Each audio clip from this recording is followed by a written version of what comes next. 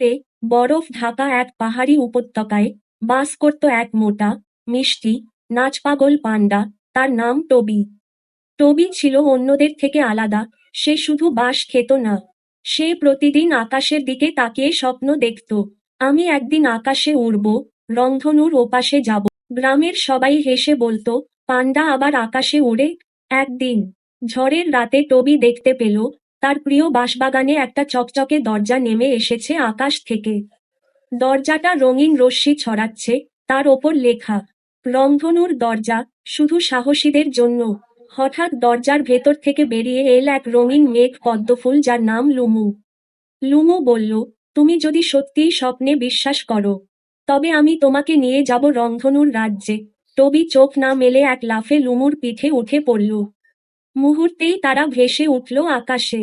নিচে ছুটে যাচ্ছিল পাহাড়, নদী, জঙ্গল। আর সামনে খুলে গেল এক জাদুময় রংধনুর পথ। তারা পাড়ি দিল এক শহরের উপর দিয়ে, যেখানে মেঘে মেঘে বানানো ছিল বাড়ি, যেখানে পেঙ্গুইন আর ক্যাঙ্গারু একসাথে স্কেটিং করে।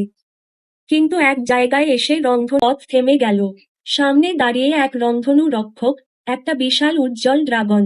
এই পথ শুধু তাদের জন্য, যাদের হৃদয়ে সাহস আর দয়া আছে, গর্জে উঠল ড্রাগন। টবি শান্ত গলায় বলল, আমি যখন ছোট ছিলাম, আমি একবার একটা ভাঙা ডিম খুঁজে পেয়ে সেটা আগুন থেকে বাঁচিয়েছিলাম। পরে দেখি, সেটা ছিল একটা টিয়া পাখির বাচ্চা। আজও সে আমার বন্ধু। ড্রাগন তাকিয়ে রইল, তারপর হেসে ফাটিয়ে ফেলল এক রংধনুর হাসি। তুমি পেরেছ, টবি। চলো, রাজ্যে চলো। সেদিন থেকে আকাশে যখন রংধনু দেখা যায়, অনেকে বলে সেই রংধনুর ওপাশে আছে টবির রাজ্য, যেখানে স্বপ্ন দেখে যারা, তারা একদিন ঠিক উড়তে পারে।